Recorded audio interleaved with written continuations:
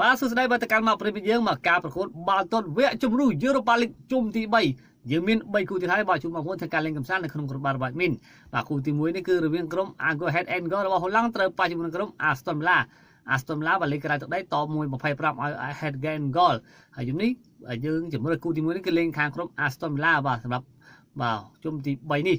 បាទហើយគូទី2បាទរវាងក្រុមបាទ Lille បាទរបស់បារាំងត្រូវប៉ះជាមួយនឹងក្រុមបាទផាអុកយប់នេះ Lille តបាទ75ឲ្យផាអុកណាប៉ុន្តែជំរឿនបានគឺលេងខាងក្រុមម្ចាស់ផ្ទះតែម្ដងបាទយើងបាយទៅខាង Lille បាទ75បាទគូទី2ហើយគូចុងក្រោយនោះគឺ Nottingham Forest បាទទៅទទួលក្រុម FC Porto